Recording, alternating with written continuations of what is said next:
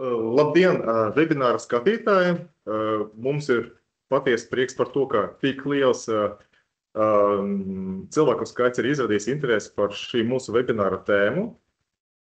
Jo, godīgi sakot, mums bija zināms šaubas par to, vai šī tēma būs aktuāla, tāpēc, ka parasti par nekustamo īpašumu drošumu cilvēki atceras tikai tad, kad notiek kaut kāds negadījums, parasti ar traģiskām sekām, bet pareiza pieeja, kā to arī vairāk kārt uzsvarēja senāts, ir tāda, ka rūpes par nekustamo īpašumu drošumu prasa nepārtrauktas īpašnieka rīcības un attiecīgi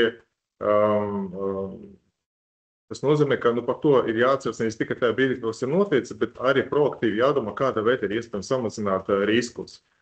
Un es ceru, ka pēc mūsu webināra noklausīšanas jums būs arī iespējams, gan arī labāk apzināties īpašnieka atbildību, gan arī saprast, kādā veidā jūs būtu iespējams šo atbildību samazināt un veikt kaut kāds pasākums, lai novērstu šādus iespējams negadījumus.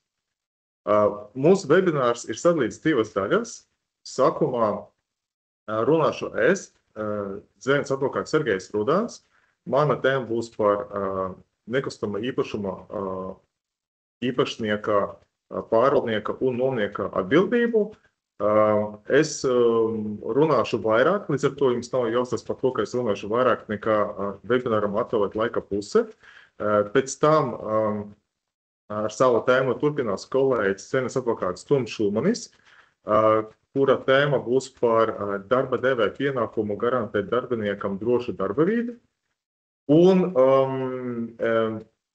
tagad dažas piebildes par tehniskām lietām.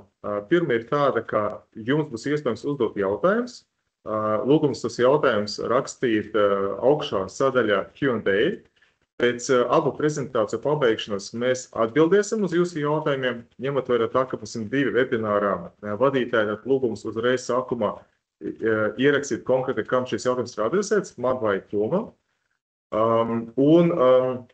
Ja šī jautājuma būs ļoti daudz, tad centīsimies uz šiem jautājumiem atbildēt jau pēc tam, pēc webināra beigām.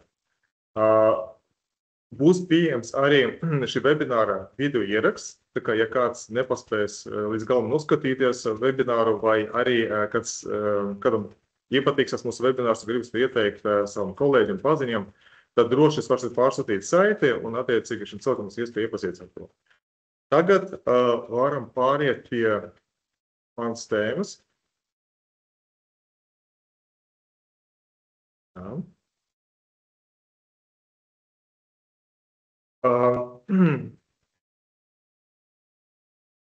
Es gribu uzreiz paskaidrot, ka kaut arī mana tēma ir rakstīts tas, ka tā ir īpašnieka, pārvaldnieka un nomnieka atbildība. Es galvenokārt runāšu par īpašnieka atbildību un tikai nedaudz pavisam pieskāršos jautājumu par pārvaldnieku un nomnieka atbildību. Manuprāt, tas ir pilnībā attaisnojami, tāpēc, ka pārvaldnieku un nomnieka atbildība ir atvesināta no īpašnieka atbildības. Līdz ar to viss tas, ko es teikšu par īpašnieka atbildību, arī vienlīdz ar zināmu atrunumu attieksies arī uz pārvaldnieku un nomnieku. Un par to būs atsevišķs slaids, un līdz ar to tad šobrīd mēs to izmantosim kā tādu, sāksim ar īpašnieku atbildību. Uzreiz gribu ieskicēt to, ka mana prezentācija netiks apskatīta īpašnieka krimināla vai administratīva atbildība. Par nedrošu nekustamo īpašumu es aprobežos tikai ar īpašnieka civiltiesisku atbildību, ka tā būs arī atbildība par deliktu, proti es neapskatīšu strīdus starp, piemēram, iznomātu nomnieku, nomnieks pārvaldnieku iznomātājiem to, ka iznomātās telpas netika veikts remonts, kad tas ir atrunāts līgumā un tādas lietas. Es apskatīšu tikai īpašnieka likumisko atbildību. Jā, tagad varam jau pāriet pie tā galvenā jautājuma. Tad tas pirmais jautājums, ko es gribētu sākt, var likties tāds triviāls cilvēkiem, kas pazīst mūsdienu senāta praksi šajā jautājumā, bet es gribu atgādināt to, ka vēl pirms 3 gadiem tā tiesu prakse, gan senāta, gan apgabaltiesu līmenī bija diametrāli pretēji.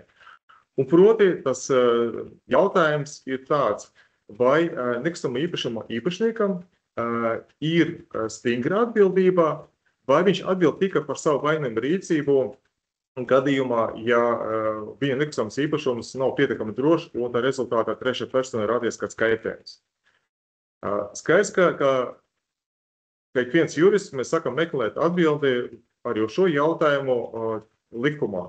Un šeit ļoti interesanti ir salīdzināt savā starpā civila likuma 1084. pantu, kas nosaka, ka īpašniekam jātur būvē tāda stāvoklī, lai no tās nevar rasties kaitējums trešām personām, un civila likuma vispārīga norma par atbildību, proti civila likuma 1653. pantu, kas nosaka, ka tajā gadījumā, ja kāds ar savu darbību ir nodarījis citu personu kaitējumu, un viņu par šo kaitējumu var vainot, tad viņam iestājas atbildībā.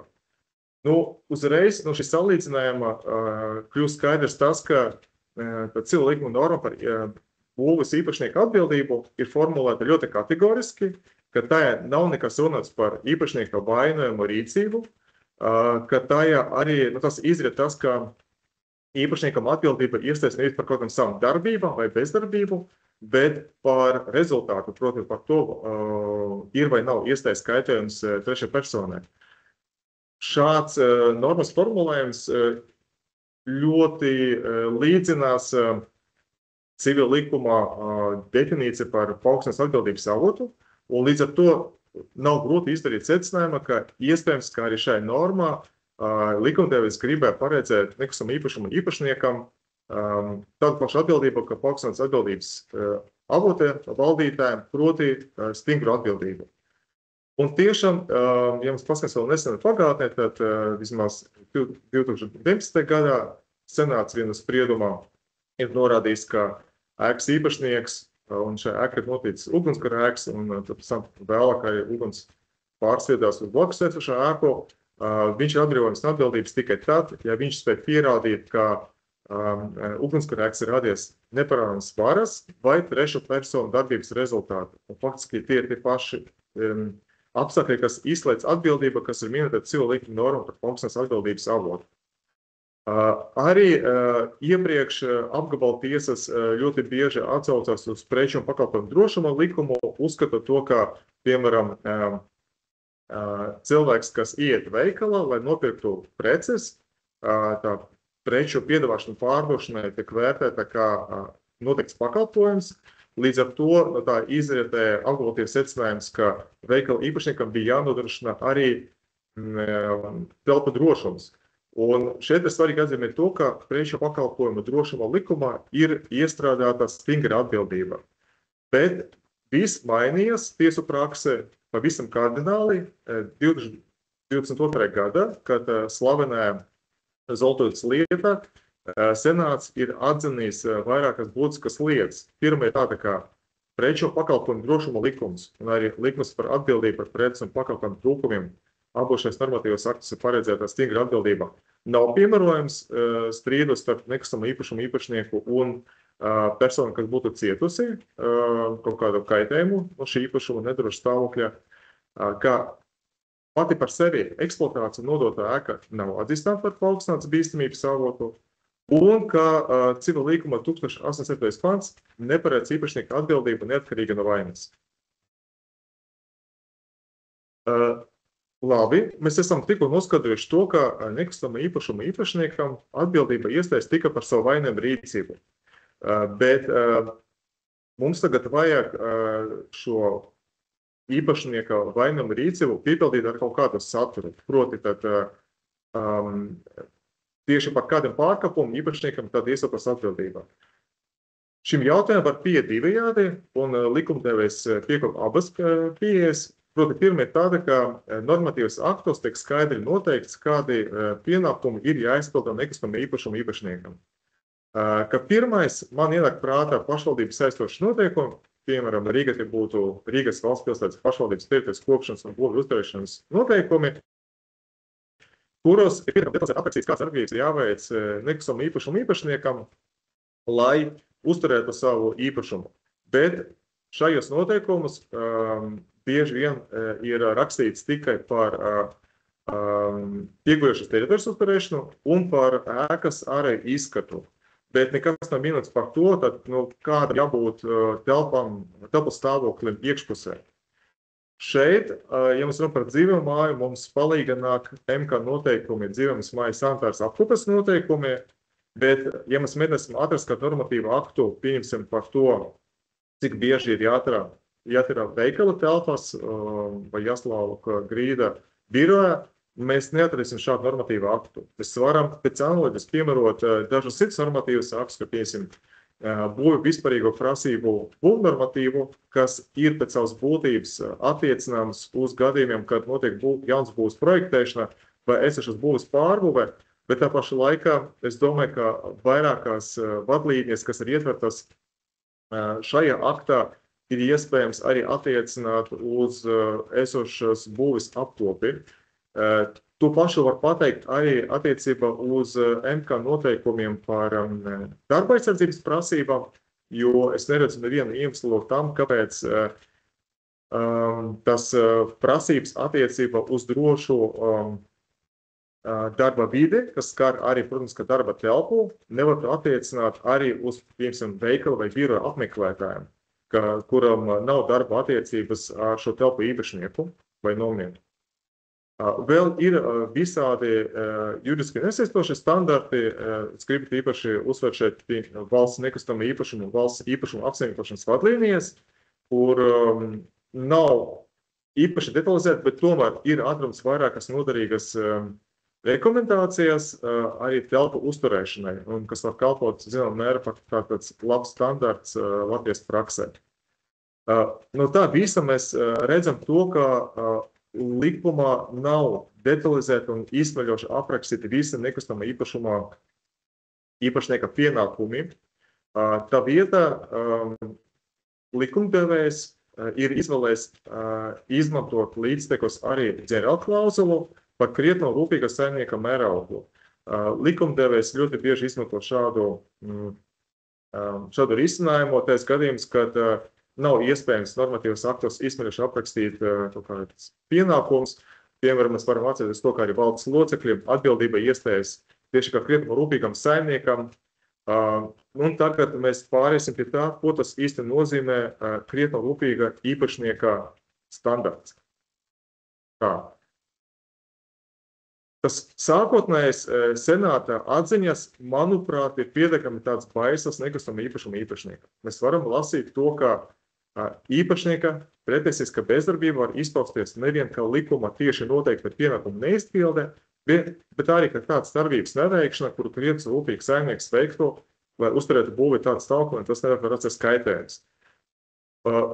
Saīsinot šīs domas, kas ir ietvertas attiecīgajā senāta spriedumā, situācija ir sekoša, ka īpašniekam var iestāties atbildība par tā, ja viņš ir izpildījis visas likuma prasības, un īpašnieks nevar aizstāvēties vien ar to, ka pasakot, ka es taču no savas puses neesmu neko pārkāpis, un arī cietušais nevar aizrādīt uz nevienu konkrētu normatīvu aktu pārkāpumu, kur es būtu pieļāvis. Vēl vairāk pastiprina īpašnieku atbildību sekoša senāta atziņa, ka ēkas uzturēšana droša stāvokli ir pastāvīgs un nepārtraukts pienākums, kura izpildies nodrošināšanai veicam pasakumu izvēle ir tikai paša īpašnieka atbildība. Un šeit no vienas puses var uzskatīt tā, ka tas ļoti liekas tāds gainis no likumdevēja puses, ka tas tā vietā aprakstīto īpašnieka pienākumus, vienkārši pasaka to, ka no īpašniekam pašam ir jāapzinās, kādi pienākumi tam ir jāpilda, un pašam tas ir jāizvērtē. Bet no otras puses tas arī vienīgais praksē iespējams risinājums, jo tieši tā arī īpašnieks parasti ir tā persona, kas ir labāk pārzina savu nekustamo īpašumu, tā stāvokli, riskus, kas no šī īpašuma stāvokļa izriet trešajām personām, un attiecīgi spēj to visu izvērtēt un izstrādāt kaut kādus pasākumus, lai pēc iespējas mazinātu riskus. Ja mēs iedomājamies, ka būvas pieņemšana, eksploatācija vai kaut kāds cits valsts iestādēs izdotais akts varētu atbrīvot īpašnieku no atbildības, tad tā tas gluži nav. Un senāts viena lieta deva vērtējumu tam, ka ir manuprāt, gājusi bojā mazgadīga meitene, kas ir iekritusi sprauga starp lifta platformu un lifta šahtu, kas bija 3,5 centimetru platumā, un ēkas īpašnieks mēģināja aizstāvēties ar argumentu par to, ka jā, bet šis lifts tika pieņemts eksploatāts, nozīmē to, ka atbildīgas iestādes un arī būvniecības speciālisti ir atzinuši šo liftu par drošu, piemērotai visam normatīvā aktu prasībām. Līdz ar to, ka es varu no kaut ko pārmest, bet šis arguments nav nostrādājis, manuprāt, arī pareizi, jo tomēr, ja saprātīgs īpašnieks varētu paredzēt to, ka šāda liela sprauga tomēr rada risku bērniem, un šajā gadījumā tas bija poliklinika apmeklē, tā skaitā arī bērni, tad viņam bija jāizdara tāds secinājums par to, ka šī lifta eksploatācija nav droša. Vēl, kas ir svarīgi, ir tas, ka īpašnieks nevar aizstāvēties arī ar tādu argumentu par to, ka jā, bet konkrētu pārkāpumu nesmu pieļaujis es, bet iepriekšējais īpašnieks. Šajā konkrētā lietā centrā bija jāvērtē tas, vai dzīvokļu īpašniekam var pārmest to, ka viņš nav novērsis iepriekšējā īpašnieka veiktu patvaļīgu būvniecību, kur rezultātā kaimiņa dzīvoklis tika apludināts. Un centrā atbilde bija jā, jo esošiem īpašniekam bija jāatzina par šādu neatļautu pārplānošanu, jo viņi bija iespēja iepazīties ar kadastrāls uzmēšanas lietu un attiecīgi konstatēt, ka tā neatbilst faktiskai situācijai. Ko mēs varam secināt no visā iepriekš teiktums? Mums rodas tāds iespējas, kas arī nav tāls no patiesības, ka faktiski ir bezgalīgi plaša jūra ar nekustamā īpašnieka pienākumiem, kas nav nekur skaidri definēti, un kas īpašniekam pašam ir jādefinē priekš sevis, un ja īpašnieks to neizstrādā, tad viņiem var pārmest nolaidību un attiecīgi iesaistīties atbildību. Bet tā paša laikā es tagad mēģināšu sašaurināt šo, kā var likties, bezgala plašu īpašnieku atbildību. Proti, ka pārieši tie konkrēti kriteriji, ko arī Latvijas tiesas izmanto, lai noteiktu īpašnieku atbildības robežas ietvaros. Un šeit vispirms ir jāatcerās pie krietna īpašnieka rūpības, ko tas īsti nozīmē. Vispirms ir jāatcerās tāda lieta, ka šis ir objektīvs kritērijs. Tas nozīmē, ka īpašnieka subjektīvajām īpašībām šeit nav nekāds nozīmes. Proti, ka īpašnieks nevar atsaukties uz to, ka viņš neko nesaprot mājās apsīkošanas, vai ka viņam ir tāds vecums vai tāds veselības stāvoklis, ka viņš nav spējīgs pildīt visas normatīva aktu prasības attiecībā uz savas teritorijas apkopi, ka tas nestrādās. Un šeit, ja mēs runājam par tādām subjektīvām prasībām, tad mana izpratnē, tad nekustamā īpašuma īpašniekam tiek piemērots tāds pats rūpības standarts, kāds būtu profesionālam nekustamā īpašuma pārvaldniekam. Līdz ar to īpašnieks nevar atsaukties uz to, ka viņš kaut ko nav zinājis vai kaut kas prasīs specifiskās zināšanas. Bet svarīgāk nekā īpašnieka personībā ir pats īpašums, proti, kāds ir tā stāvoklis un izmantošanas veids. Jo tieši tas pats īpašums veido risku, tas kaut kā risku avots apkārtējiem, tad arī tā ir jāvadās izvērtēt, kāda būtu īpašnieka atbildība. Vispirms ir jāsaka ar ēkas vecumu, jo ir skaidrs, ka ir vēsturiskas ēkas, ir mūsdienu ēkas, un mēs visi apzināmies to, ka ēka, kas tika uzcelta pirms 100 gadiem, nav ievērots mūsdienu drošības prasības, un līdz ar to, ja mēs ejam šādā ēkā, mēs šādu situāciju apzināmies, un attiecīgi mums ir jābūt īpaši modriem un īpaši jāpievērš tam uzmanība. Vācijas tiesa deva vērtējumu tam, vai cilvēks, kas ir apmeklējis šādu vēsturisku ēku un ir nokritīs no trepēm, tāpēc, ka kāpņu augstums un platums nav bijis vienāds, un attiecīgi viņi paklūpa kājā, atbildējuši jautājumu tāda veida, ka ir jāapzinās, ka tomēr pirms 100 vai vairāk gadiem bija pavisam citi drošības standarti izpratnē par cilvēku drošību, un līdz ar to nevar attiecināt mūsdienu izpratni un standartus uz vēsturiskām ēkām un noraidīt šādu prasību. Vēl ir svarīgi nošķirt publisko ēku no privātu mājas. Ir skaidrs tas, ka savā privātu mājā var būt vairākas tādas vietas, kas nav drošas, tāpēc, ka ģimenes locekļi visi zina par šīm vietām, ir pieraduši pie tām, un līdz ar to tas viņiem nerada nekādu apdraudējumu. Ja turpēc mēs runājam par publisko ēku, šeit ir jāatcerās, ka tās ēkas apmeklē liela cilvēku skaits, kas var būt ļoti dažāds vecumā, kaut kāda, dzīmumā, kaut kāda zināšanu līmeņa aspektā, un ka var notikt arī ļoti liela cilvēku koncentrācija. Vācijā tiesas pat nošķir biroja telpas un veikala telpas. Piemēram, attiecībā uz biroja telpām tiek izteikta tāda atziņā, ka nav obligāti pēc grīdas noslaucīšanas ir jāizliek pazīmes par to, ka grīda ir slapja, turpretī veikala telpas tā ir obligāta prasība. To, protams, atkal skaidrot ar to, ka biroja parasti uzturās darbinieki, kas jau ir pieraduši pie tās kārtības un regulāri, cik bieži notiek telpa apkope, un kāda vai tas tiek darīts, pret tiem veikala varbūt tā situācija, ka cilvēks pirmo reizi mūžā iet kāda veikala, nezina tā izkārtojuma, un viņam vēl vajadzīgs laiks, lai norientētas, un ar to viņš varētu nepievērst uzmanību tam, ka grīda ir slapja.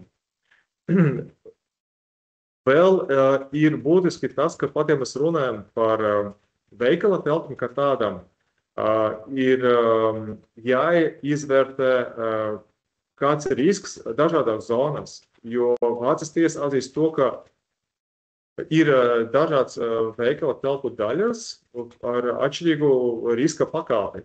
Piemēram, vislielākais risks tiek atzīts tajās veikala vietās, kur pulcēs liela cilvēku skaits, parasti tas ir pie kasēm. Un tur vēl notiek tādas lietas, ka cilvēki iesaiņo savas preces un attiecīgi kaut kas var izkrist, dārziņu lapā vai kaut kas vēl cits, kad cilvēks var paslīdēt. Un līdz ar to līdz ar to šai vietai ir jābūt vislielākai uzmanībai. Kaut arī netiek prasīts tas, lai šai vietā regulāri uzturētas veikala darbinieks, bet tiek prasīts, lai šāda vieta tiktu kontrolēta biežāk nekā pārējais veikala telpas daļās. Arī tiek izteikta tāda atziņa par to, ka īpaša uzmanība jāpievērš pie preču plauktiem, tāpēc, ka viss veikals ir iekārtots tādā veidā, lai cilvēki, kas ieiet veikalā, galvenokārt skatītos uz plauktiem, nevis uz grīdu. Un tāpēc tas tikai normāli, ka veikala apmeklētājs nepamanā to, ka uz grīdas atrodas kaut kāds peļce vai kaut kāds banāns, uz kuru var paslīdēt. Interesants jautājums ir par neļautu iekļūšanu svešā īpašumā, ka principā Vācijas tiesas atzīst to, ka ja kāds pretiesiski iekļūst svešā īpašumā, bija viens reāls gadījums, kad kaimiņš gribēja saīsināt ceļu nakts laikā līdz savu mājām, un tad vienkārši pārlec pāri kaimiņu žogam, un tad nokļuva bedri un salauca kāju, tad tiesa atzina to, ka no šāda gadījuma kaimiņš nevar pārnest to, ka nekustamā īpašuma īpašnieks nav to turējis pietiekami drošumā. Tā paša laika ir arī lietas, kas galvenokārt skar bērnus, kur tiek atzīts tas, ka tas vien, ka notiek nelikumīga iekļūšana svešā īpašumā, ja šis īpašums nav bijis pietiekami drošs, neatbrīvo īpašnieku no atbildības. Un, piemēram, bija tāds gadījums, kad bērni ir iekļuvuši vilciena depo, ir uzkāpuši uz vagona jumta, un viens ar viņiem ir pieskaries augstsprieguma vadiem, un tā vieta ir guvis smagas miesas bojājumus. Un tiesa atzina to, ka kaut arī tā bija nožogota teritorija, kaut arī tur bija izvietota zīme par to, ka tas ir bīstami, tomēr vajadzēja Vācijas dzelzceļam veikt īpašas pasākumus, lai novērstu to, ka bērni varētu vēl uzrāpties augšā, un attiecīgi atzina dzelzceļu par atbildīgo šai konkrētai gadījumam. Līdz ar to arī izvērtēt savu kā īpašnieku atbildību, ir jāpiešķir uzmanība tam, kāda ir ēkas apmeklēta kategorija, vai tā jūs ietilpst tāda īpaši jūtīgā kategorija, kā nepilngadīga bērni, gatus vecākie cilvēki, kas var kaut ko neieraudzīt, tāpēc, ka viņiem ir vāja redze, cilvēki ar kustības ierobežojumu un tā tālāk. Vēl ir kādā veidā būtu sašaurināmā īpašnieka atbildībā ir sekojoša, ka senāts nāk zināmā mērā palīga īpašniekam, atzīstot to, ka, protams, ka neviens neprasa absolūtu drošību no īpašnieka, tāpēc, ka tā būtu pilnībā utopiska prasība, un īpašniekam ir jāatbild tikai par tādu kaitējumu, kura iespējams viņš varēja saprātīgi paredzēt un arī novērst. Un turklāt arī šim rūpības pasākumiem, kas ir sagaidāmi no īpašnieka, ir jābūt samērīgiem gan ar kaitējumu iestāšanas iespējamību un iespējama kaitējuma lielumu. Ideja ir tāda, ka jo lielāka šī iespējamība vai arī jo lielāks kaitējums, tad jo īpaši tādiem nopietnākiem pasākumiem ir jābūt no īpašnieka puses. Šeit no senāta sprieduma tas varbūt neiziet tik skaidri, bet šis senāta spriedums ir pilns ar aizgūmiem no Vācijas tiesību doktrīnas un arī tiesu prakses atziņām.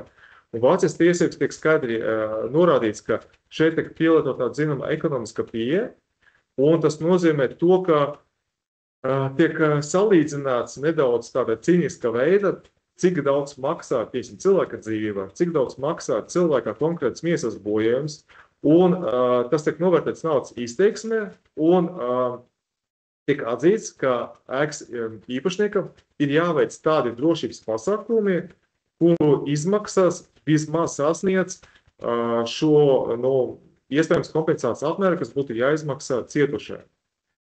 No vienas puses var teikt, ka tāda ļoti tāda augstasinīga un formāla pieeja, ka mēs mēģinām naudas izteiksmē novērtēt cilvēka dzīvi, un otras puses, ka tas ir vienīgais kaut kāds efektīvs līdzeklis, kādā veidā mēs varētu sabalansēt īpašnieka pienākumu veikt noteiktos pasākumus, ņemot vērā to, ka neviena normatīva akta nav ietverts īstenībā uzskatījums, kas īpašniekam būtu jādara, ar to kaitējumu, kas īpašnieka nolīdz gadiem var iestāties trešajām personām. Šo manu tēzi var ļoti labi ilustrēt ar Vācijas tiesu prakses piemēru par stadiona īpašnieka atbildību par hokeja spēle gūtu traumu, kad ripa trāpīja skatītājiem sejā. Un stadiona īpašnieks mēģina aizstāvēties par prasību šāda veida, ka proti, ka nebūtu samērīgi uzlikt īpašniekam par pienākumu izveidot caurspīdīgu barjeru, kas aizsargātu to skatītājs, kas sēž pirmais rindas no šāda negadījuma, jo tā kompensācija, kas ir jāizmaksā par šādu miesas bojumu, ir absolūti nesalīdzināma ar izmaksām, kas būtu jāveic īpašniekam šajā gadījumā. Bet Vācijas pateica, nē, tā ir nepareiz pieeja. Atbilstoši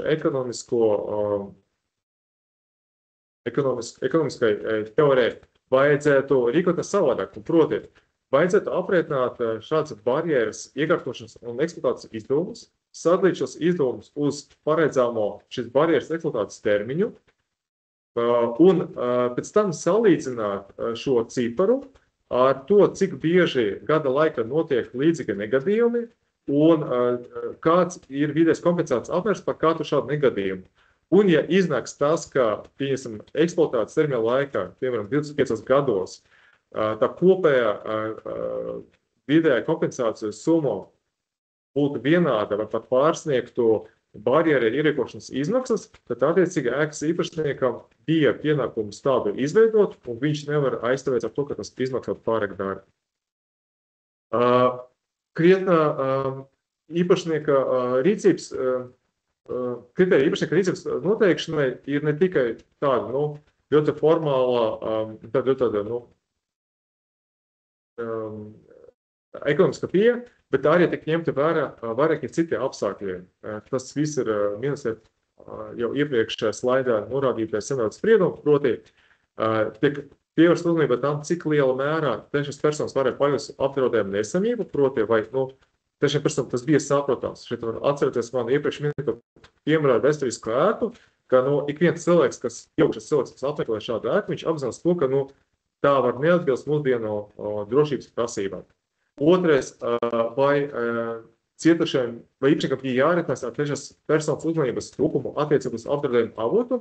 Šeit atkal mēs varam atcerēties iepriekš minēto piemēru par veikala apmeklētāji, kas skatās uz preču plauktiem un nepamanā kaut kādu šķērsli, kas guļ uz grīdas.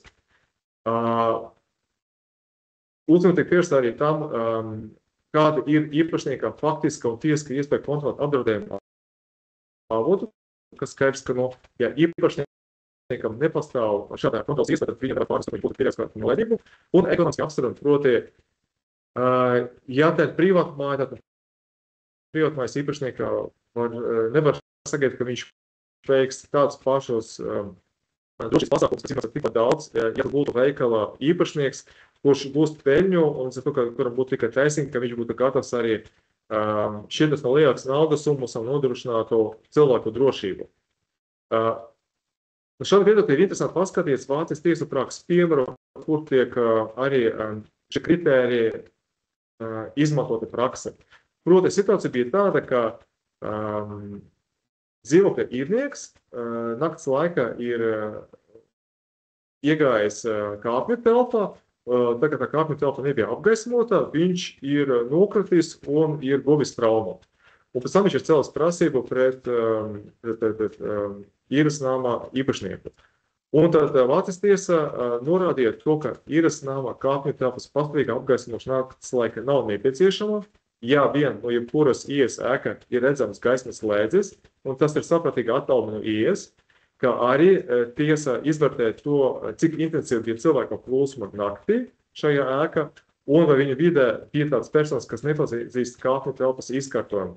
Tā kā mēs redzam to, ka šeit Vācijas tiesās ļoti tā, smalki analizē visādus konkrētās situācijas apstākļus un dod tam savu vērtējumu.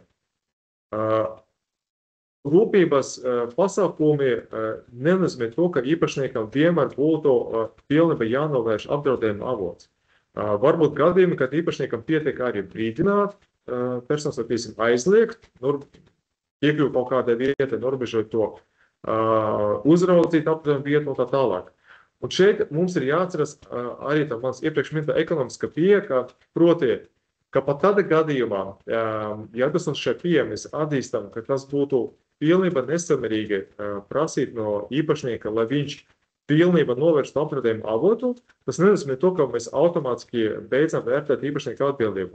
Tas nozīmē to, ka mēs pārējām uz nākamo līmeni, ka proti, ka mēs sākam labi, novēršanās izmaksas ir pārāk augstas, bet kāda ir tālākā īpašnieka rīcība, ko viņš varētu darīt un kas būtu vēl ekonomiski liederīga. Piemēram, ja nevar novērst, tad iespējams kādā veidā norobežot šo vietu, vai ir iespējams brīdināt gājējus par to, ka tā ir nedroša vieta, vai regulāri to uzraudzīt un tā tālāk.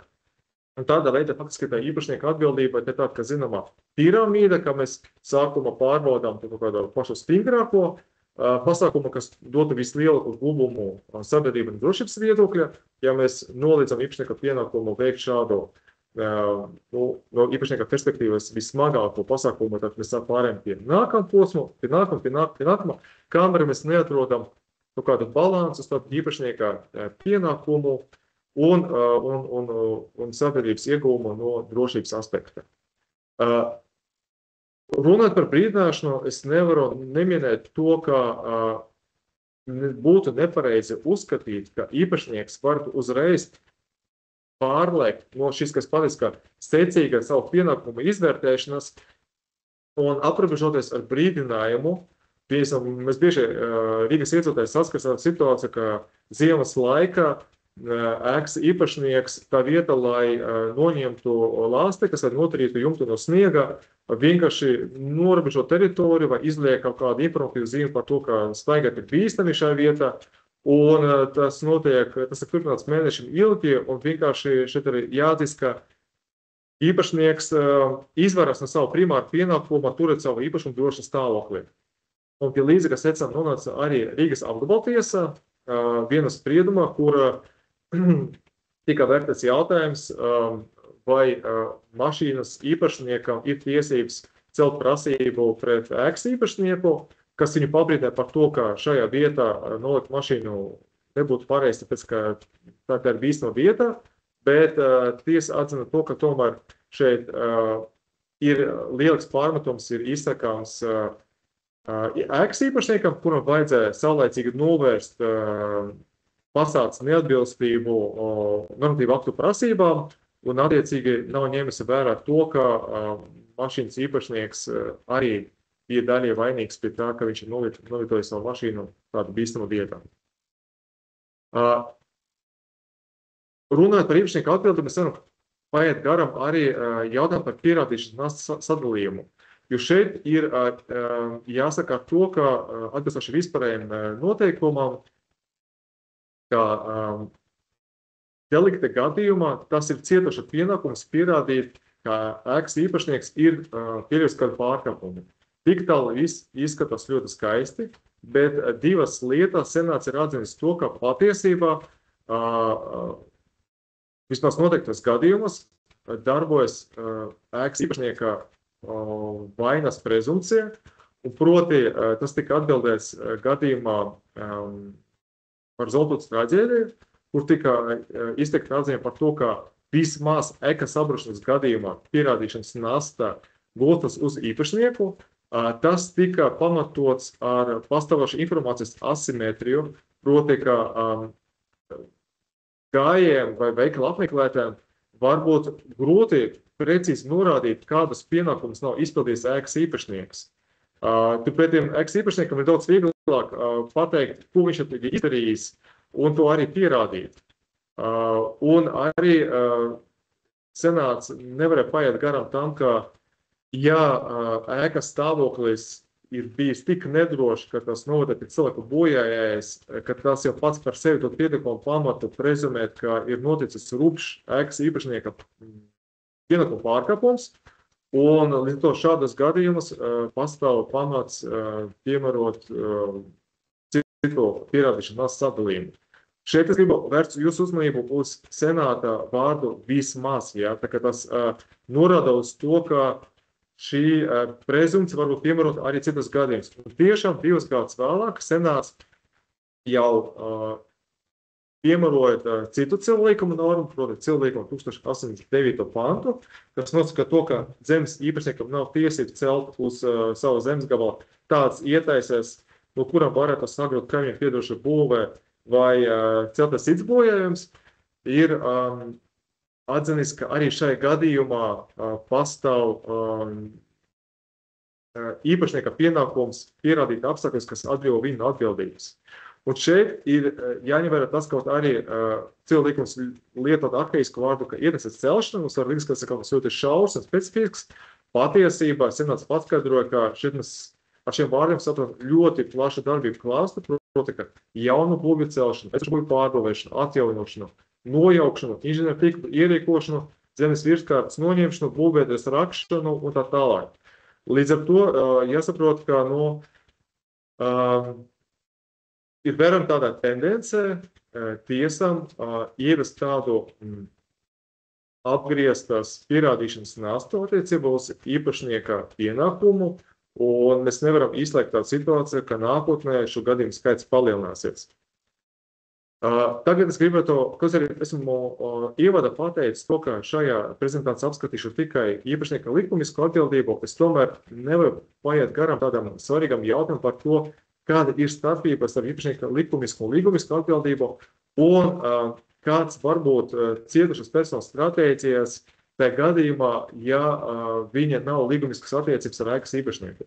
Vispirms ir jānorāda tas, ka īpašnieka likumiska atbildība ir šaurāka nekā līgumiska. Ko es ar to domāju? 2 lietas. Pirma ir tāda, ka civila likuma 1782. pants nosaka to, ka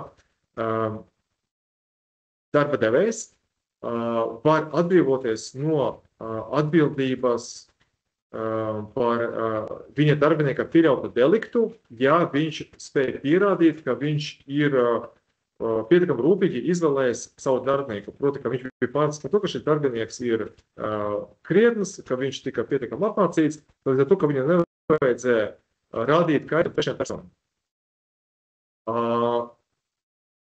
Senāts šo normu ir paplašinājis un ir attiecinājis ne tikai uz darbiniekiem, bet arī uz juridiskām personām, kuras tika noliktas uz uzņēmuma līguma pamata, un, manuprāt, to nevar aprakstot tikai ar uzņēmuma līgumu, bet uz kāda cita līguma pamatā.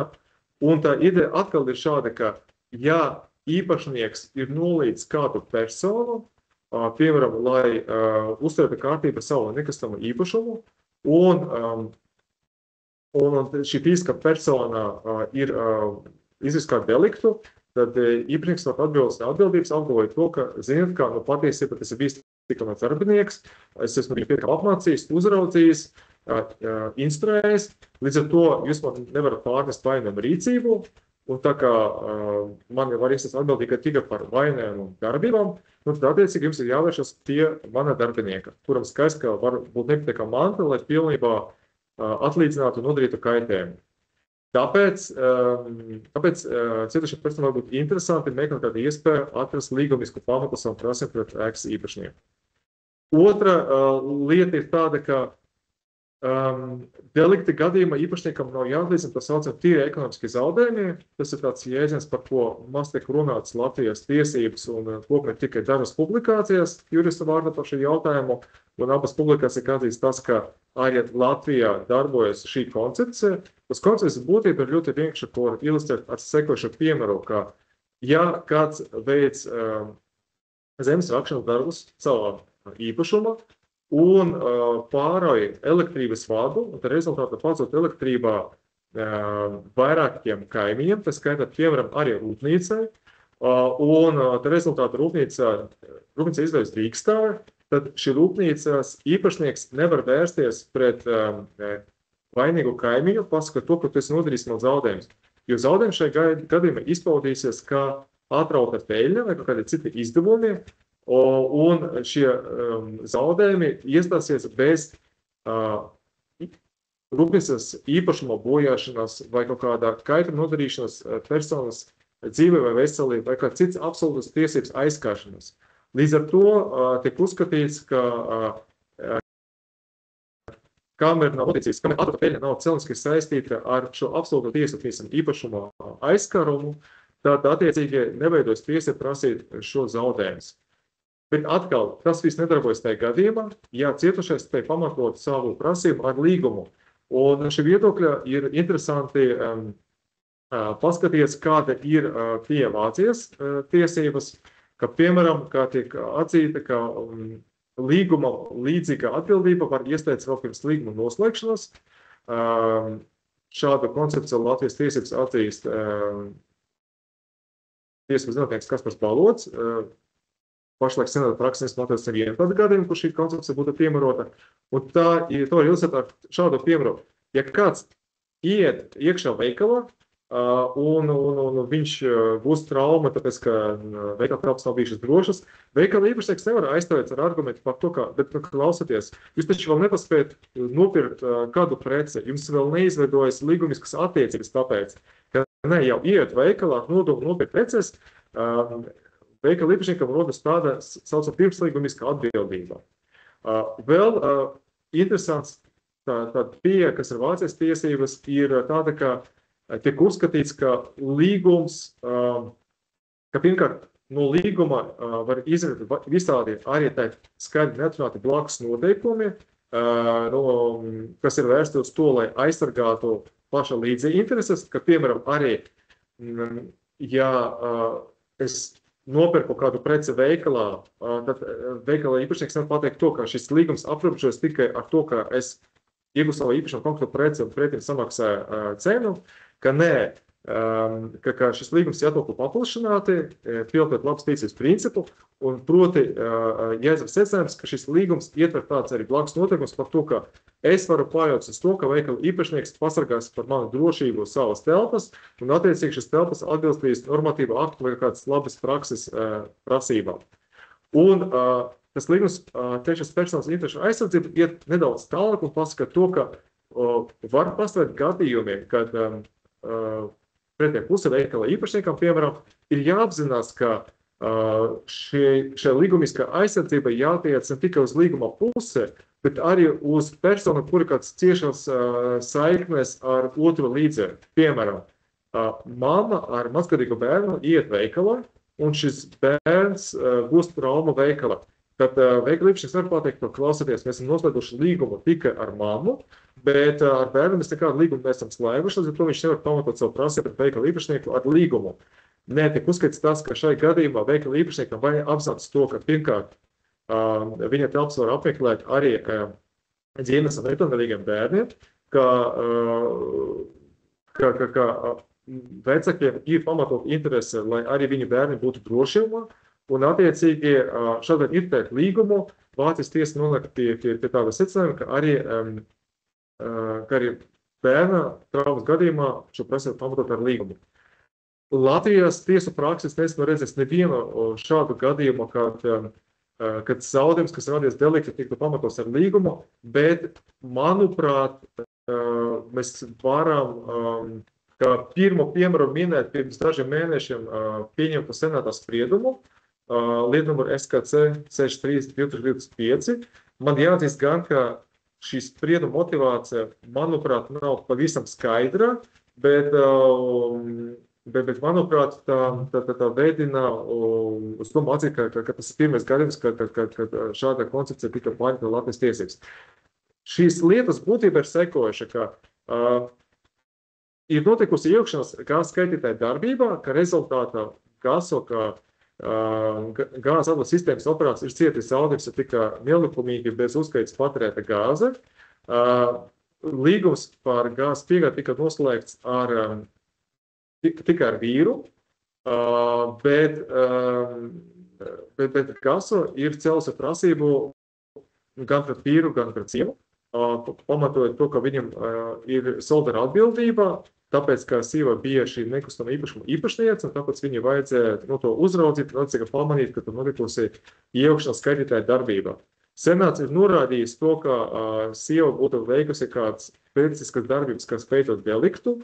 Tā vieta senāts ļoti plaši ir iztirzējis līgumisko atbildību, norādīja to, ka kaut arī līgumu ar gāzes tirgotāju noslēdz tikai vīrs, bet tomēr tā kā šis līgums bija noslēgts maisaimniecības vajadzībām, tā tiek uzskatīts, ka šim līguma pusi ir arī sieva, un attiecīgi uz līguma pamatā viņam abiem iestājas solidāra atbildība, un tā senāts pārliec pie secinājuma par to, ka arī uz delikta pamatā šiem abiem laulātājiem rodas solidāra atbildība. Un tas, manuprāt, liecina par to, ka senāts, kaut arī īpaši veikli, mēģināja attiecināt uz deliktu līgumisko atbildību. Tā, tagad par cietuša vainu, ka atbildi ir mīkstinoša apstākļi, šeit ar nožēlu jāatzīst tas, ka Latvijas tiesas ļoti bieži atsaucās uz novecojušo Sinaiska komentāru par civilu līgumu 1776. pantu, un toreiz šī panta redakcija bija pavisam atšķirīga nekā tā ir šobrīd, un proti, ka uzsvars tika liks uz tā, ka vai cietušais ir pats pieļaujas tādu nolaidību, kas ir galvenais iemesls nodarītiem zaudējumiem, un ja atbildīja šo jautājumu ir apstiprinoši, tad cietušajiem nav tiesa prasīt savu zaudējumus. Savukārt tagad šī norma ir izteikti daudz elastīgāka, un tā uzskata to, ka gadījumā, ja cietušais nav veicis kaut kāds sapratīgs pasākums, tad attiecīgi viņam būtu jārēķinās ar pārkāpēju atbildības samazināšanu, proti, ka viņam pienāktos atlīdzība mazākā apmērā. Es nesmu atradzis nevienu tiesas spriedumu par to, kur šis moments būtu vērtēts, tieši tā, ka tas būtu pareizi, proti, ka pieņemsim konkrētā gadījumā cietušais ir bijis pats nepietiekami uzmanīgs, līdz ar to viņa atlīdzība samazinām par 10 vai 20%. Tā vietā es redzu tikai to novecojušu atsauci uz Sinaiska komentāru, vai arī gadījumus, kad tiesa, tas bija vienīgais spriedums, nonāk pie secinājuma, ka nav iespējams pateikt, kurš tad īsti bijis vairāk vainīgs, līdz ar to atbildība ir sadalāms ar pusēm vienādas daļās. Ja tur pretī mēs pievērsīsimies Vācijas tiesu praksi, mēs redzēsim to, ka tur ļoti tā smalki notiek tā atbildības diferenciācija, ka, piemēram, lietas, kad gājies uz traumu no lāstikļa vai no jumta nokrituša sniegā, tiek pievērsta uzmanība tam, kad bija redzamība konkrēti dienā, kad bija laika apstākļi, vai tur bija izvietotas brīdinājuma zīmes, vai bija iespējams kāds alternatīvas ceļš un tā tālāk. Un tur tā atbildība var tikt samazināta par 240%. Svarīgi uzsver to, ka Vācijas tiespraks ir uzsverts tas, ka šāda prasība par saprieku pasākumu veikšanu nedrīkst attiecināt uz nepilngadīgiem bērniem, kas var nedaudz galvam apzināties to riska pakāpi. Kopīpašnieku atbildības īpatnības. Šeit vispirms jānodod tas, ka saskaņā ar civilu likuma normu īpašnieki atbild par parādiem un nastām, kas gultas uz nekustamo īpašumu, samērīgi ar savas domas daļas apmēru. To ir atzinījis senāts vairākas lietas, nosakot to, ka par apsniekošanas izdevumiem, par komunālu maksājumu parādiem, par zemes nomaksas parādu, katrs kopšnieks atbilst proporcionāli savas domas daļas apmēru. Bet atkal mēs šeit runājam par tādu līgumisku atbildību vai arī par piespiedu zemes nomas attiecību, par likumisku pienākumu maksāt, bet šīs atziņas nebūtu pamatoti attiecināt uz atbildību par izdarītu deliktu, jo tomēr, ja īpašums pieder vairākām personām, kopīpašumā, un tad ir pamatot uzskatīt to, ka šī persona ir kopīgs pienākums uzturēt to īpašumu droša stāvokli.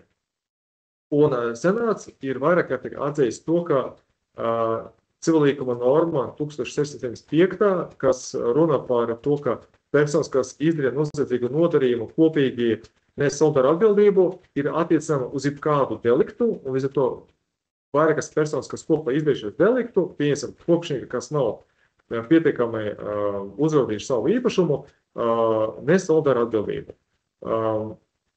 Tomēr šeit ir interesants jautājums par to, kas notiek ar kopīpašnieku atbildību tajā gadījumā, kad viņa starpā tiek noslēgta vienošanās par dalītas kārtības lietošanos noteikšanu.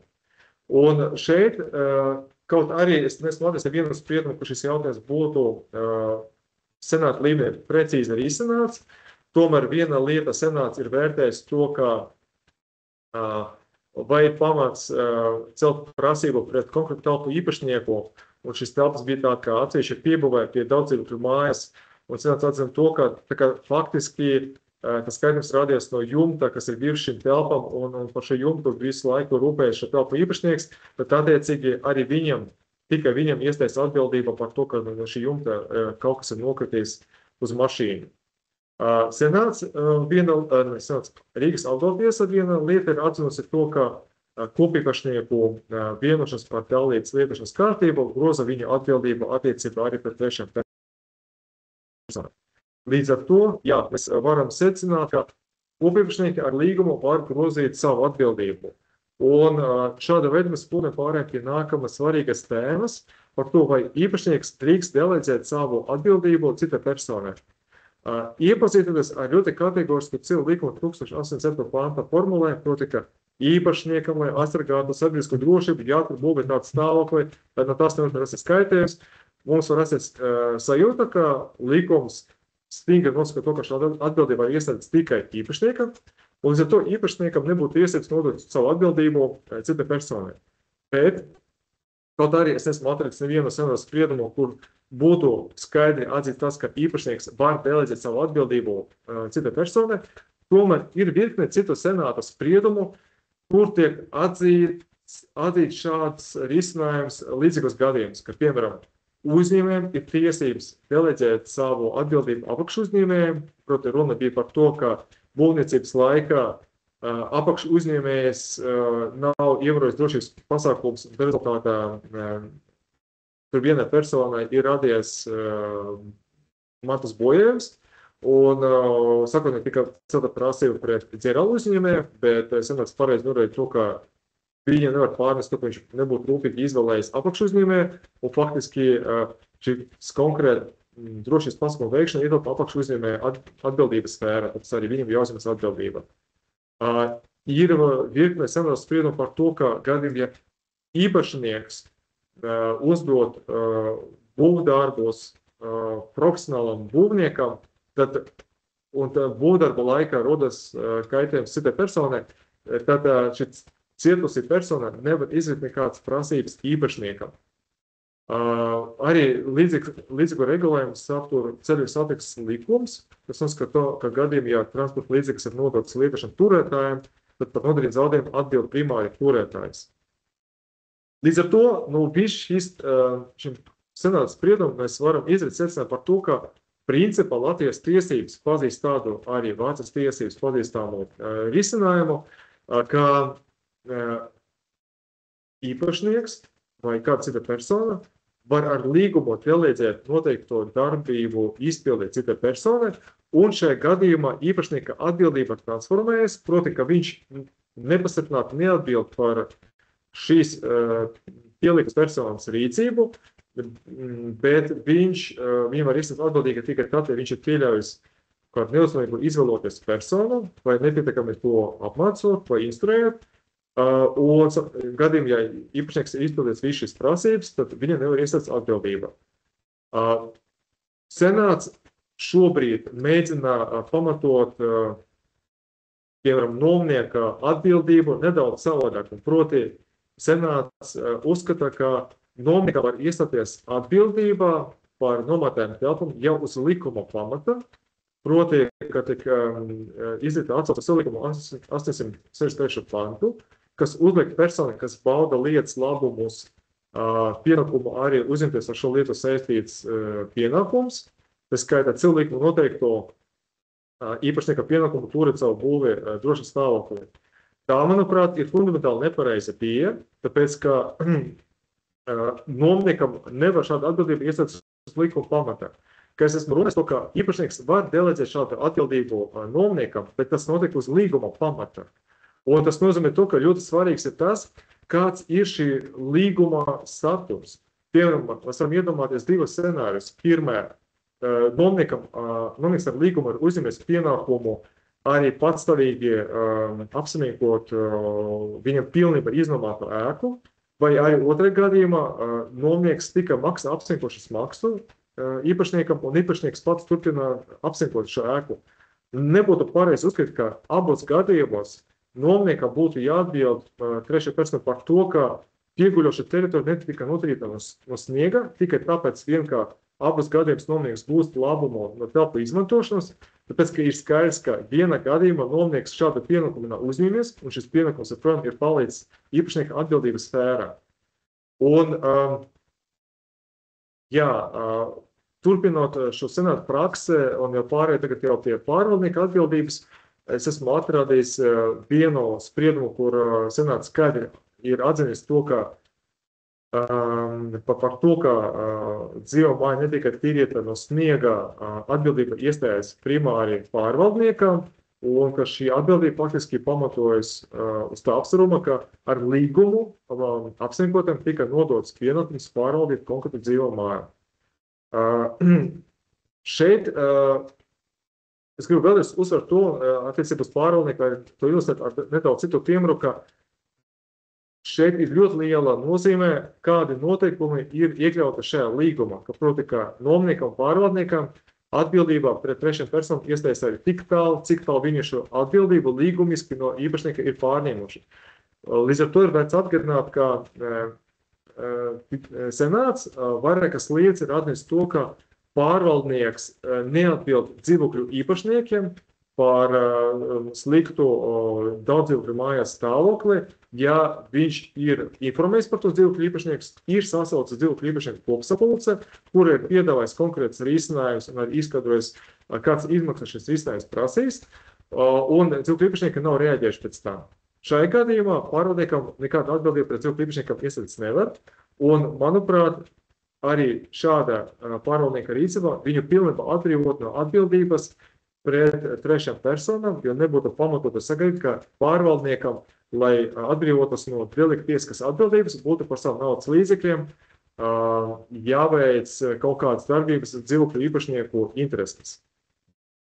Tagad man ir palikuši pēdējie slaidi, kas attiecas uz īpašnieku atbildību par būvniecības drošumu būvniecības laikā. Civil likums nosaka to, ka būvniecībā darbība ir saistīta ar paaugstinātu bīstamību, un tāpēc par polknāta bīstamo iestājas stingrā atbildībā. Tā pašā laikā senāts ir norādījis, ka jebkurš būvniecības process rada polknāta bīstamību, bet, diemžēl, senāts nav paskaidrojis, ko tas īsti nozīmē, kas te būtu par būvniecības procesiem, kas nerada šādu polknāta bīstamību. Tā vietā senāts ir atsaucies uz Jāņa Kubiļa rakstu, kuras arī netiek skaidrots, bet es domāju, ka mums šī senāta atziņa ir jātulko ļoti sašaurināti. Svarīgi norādīt to, ka primāri atbildību par būvdarbiem uzņemot būvdarba veicis arhitekts vai būvzraugs atbilstoši viņu atbildības sadalījumam, un ka senāts ir atzinis to, ka būvniecības ierastotājiem vai īpašniekam neiestājas automātiski atbildību par būvniecības procesa darbiniekam pieļautu kļūdu, un ka tā atbildība ir jāuzņemas tam būvniecības dalībniekam, kas īsteno faktisko kontroli, piemēram, par būvdarbiem, par kontroli piekrīt būvdarba veicējiem, par projektēšanu, tā atbildība piekrīt arhitektam. Un kā šeit atkal senāts ir norādījis to, ka īpašniekam atbildībā var iestāties tikai par pieļautu kļūdu būvnieka izvēle, un tika paskaidrots tas, ka īpašniekam pilnībā pietiek ar to, ka viņi izvēlēs būvniekam ir būvspecialista certifikāts, ka šis dokuments jau pats par sevi apliecina būvnieka atbilstību visam normatīvu aktu prasību, un līdz ar to īpašniekam nav nekas papildus jāpētā, un ka arī īpašniekam nav pašam rūpīgi jāizpētā būvprojekts, lai atklātu, kas iespējams arhitekta pieļauts kļūdas, tā vieta viņš ir pieļauts gan uz projektēta darbības atbilstību normatīvu aktu prasībām, gan arī uz to, ka, piemēram, vēlāk to tika izsniegta būvotājā uz šī būvprojekta pamatā, un vēlāk arī tika pieņemta eksploatācija. Tas arī ir viss. Paldies. Tagad es nodošu stafeti savam kolēģim Tomam. Paldies, Sergej. Labdien visiem. Mani sauc Toms Šulmanis. Esmu Cobalt biroja darba tiesību prakses grupas vadītājs. Šodien pastāstīšu īstumā par darba devēja atbildības jautājumiem. Divas galvenās lietas, kas jāņem vērā attiecībā uz visu, ko šodien pastāstīšu. Vienu, tātad mēs runāsim tikai par darba devēja atbildību attiecībā pret darbiniekiem. Tātad ne pret klientiem, citiem apmeklētājiem, bet tikai darbiniekiem. Un otra lieta, kas jāņem vērā, ka viss šis attiecās gan uz darba devēju esošu gan nomnieku, gan īpašnieku statusā. Tātad vienalga, vai jūs kā darba devējs esat īpašnieks vai nomnieks, viss šis uz jums attiecās. Tad kāds mums ir tiesiskais regulējums? Tad ir galvenie bloki darba likums un darba aizsardzības likums.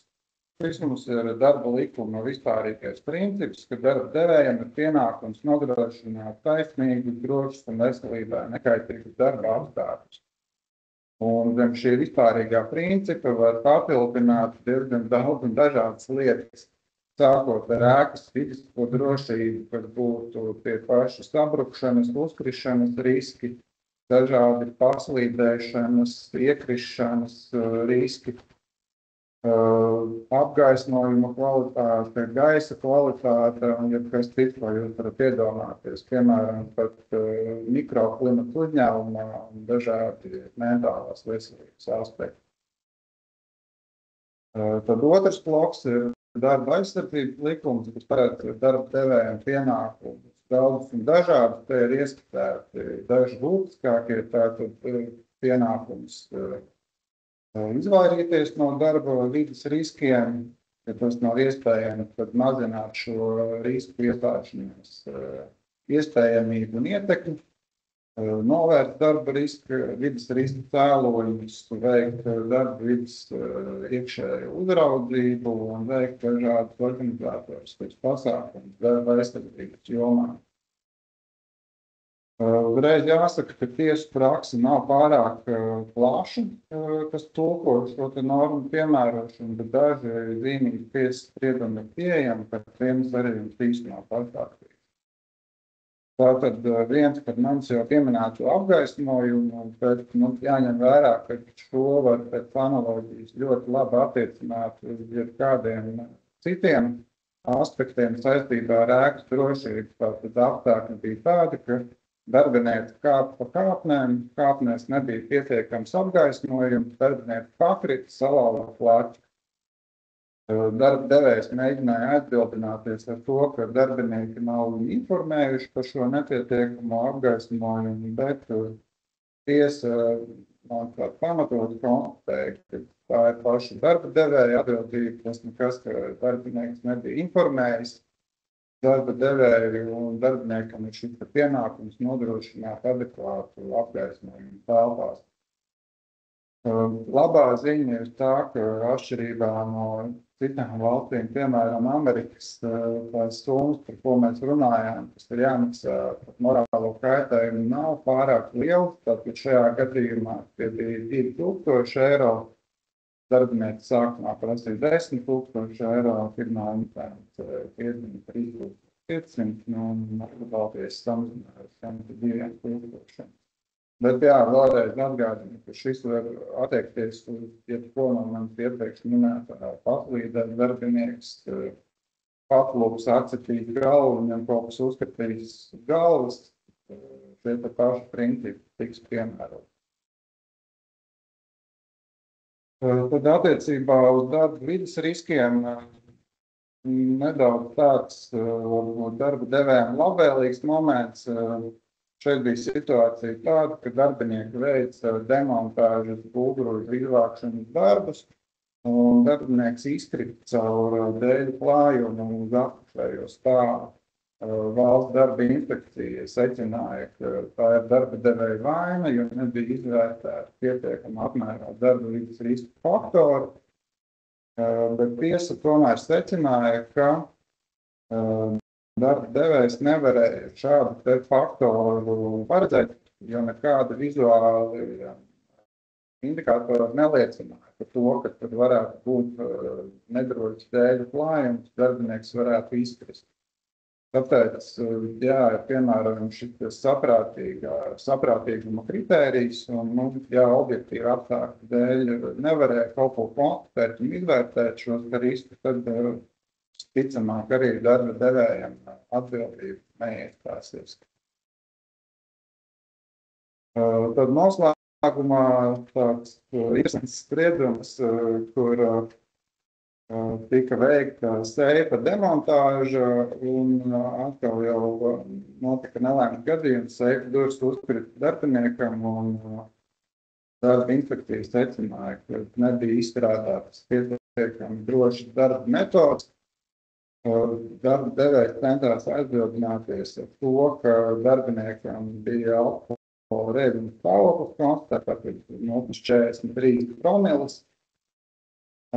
Bet tiesa izdarīja tādu secinājumu, ka tomēr ir jākonstatē cēlonisks sakars starp šo darba vides riska faktoru un kaitējumu darbiniekam.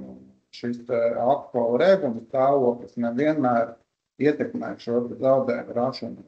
Liecinieku liecībām neizrietēja, ka darbinieks pie acīm redzamā reibuma stāvoklī uzvedās kaut kā neadekvāti, nekoordinēti, līdz ar ko tiesa secināja, ka neatkarīgi no tā, vai viņš bija vai nebija šajā reibuma stāvoklī, tas negadījums, kurā gadījumā būtu iestājies. Tā kā tas jāņem vērā, ka darbinieks kaut ko arī paklups, kaut kas viņam noskatīs virsū, kā cits nelēms gadījums notiks saistībā ar nedrošām telpām vai ēku, tad nevienmēr jūs varēsiet aizbildināties ar to, ka darbinieks ir bijis reibuma stāvoklī. Paldies, tas no manis arī viss, tad pievēršamies jautājumu sadaļai. Tā, tiešām ir ienākuši vairāki jautājumi.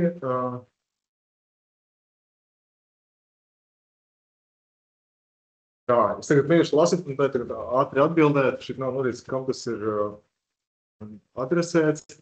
Intensīva sabiedriska transporta plūsma pastāvīgi rada būtiskas ēkas vibrācijas, kas var potenciāli kādu brīdi izraisīt ēkas kaut kāds pat neliels daļas sadalīšanas un traumas garam gājas, kā ēkas īpašniekam būtu proaktīvi jārīkojas, lai ierobežotu savu atbildību.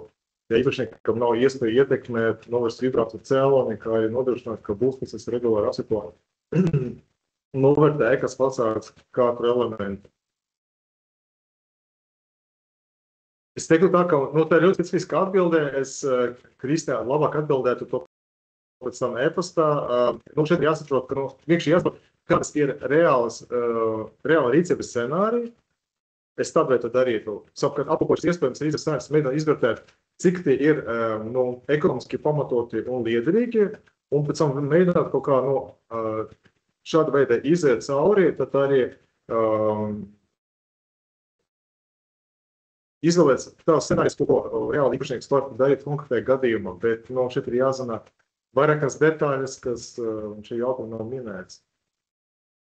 Ja cilvēks ir viens veikalu, bet nodomu, ko nopirkt nebija, tad gan bija nodoms apmeklēt tualeti vai runa par pirkumu priekšlīgumu. Šeit neiet runa par pirkumu priekšlīgumu, šeit runa par pirkumu priekšlīgums pats par sevi ir līgums. Ja? Šeit mēs runājam par pirmslīgumisku atbildību, kur vienkārši nav nekā šaubu par to, ka līgums nebija noslēgts vispār. Un šeit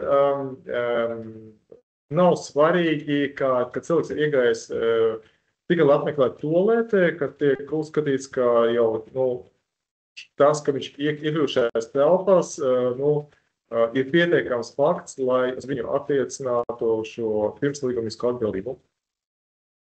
Vai pārvaldnieka atbildību ir iespējams ierobežot, izslēgt, ja pārvaldnieks ir informējis dzīvokļu īpašumu kopību par esošajām problēmām, nekustamā īpašumā, piemēram, par to pašu lifta situāciju. Jā, es tagad nelasīšu līdz galam. Jā, ir iespējams, šeit jāsaprot tāda lieta, ka pārvaldnieks atbild attiecībā pret trešajām personām, tikai tik tālu cilvēku viņš ir pārņem šo atbildību no īpašnieka. Līdz ar to vienkārši jāskatās to, kāda tieši pienākumi tika deleģēti ar līgumu pārvaldniekam, un otrais, vai paši īpašnieki nav likuši šķēršļus pārvaldniekam šos pienākumus īstenot. Viens no šiem šķēršļiem varbūt lēmuma nepieņemšana dzīvokļu īpašnieku kopsapulcē, vai arī finansējuma nepiešķiršana pārvaldniekam. Tā ražošanas ēkā ir uzbūvēta un eksploatācija, un tā nebija prasības attiecībā uz dūmu detektoriem. Vai tas nozīmē, ka tagad man, kā labam saimniekam, ir jāuzsver šī sistēma, lai izdarītu savu potenciālu prevencijām ugunsgrēku gadījumu? Es domāju, ka jā. Es tagad nevaru pateikt no galvas, vai normatīva aktu līmenī jau pastāv šāda prasība. Ja tas nav noteikts likumā, tad es domāju, ka jā, var uzskatīt, ka mūsdienas šādu dūmu detektoru uzskatām, ka tādu labu praksi, ko saprātīgs īpašnieks būtu piekopis. Tieši ņemot vērā to, ka ja mēs runājam par ugunsgrēku, tad tas rada plūstošas sekas un var arī novest pie cilvēku dzīves zaudēšanas. Jā, tā kā tas sekas var būt ļoti dramatiskas, tāpēc es teiktu, ka jā, tas būtu tāda nerakstīts īpašnieka pienākums. Kuri normatīvi akti nosaka īpašnieka pienākumu uzturēt piebraucamu ceļu uz būvi? Ļoti dziļas beigas. Jā, izskatās, ka sastājas jautājums.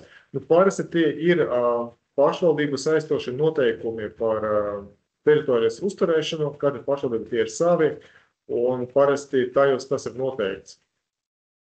Jā, tā kā es ietu paskatījos. Izskatās, ka tie ir visi tam atlasītiem jautājumiem. Ja jums pēc tam būs vēl kādi papildi jautājumi, vai jūsu jautājums nebija iekļauts šajā sadaļā, tad droši varat rakstīt mums elektroniski un iespēju robežas, mēs mēģināsim atbildēt uz jūsu jautājumu. Paldies! Paldies par pacietību, jā, visu labu! Tiekamies citos globālu webināru. Tiešām, visu labu!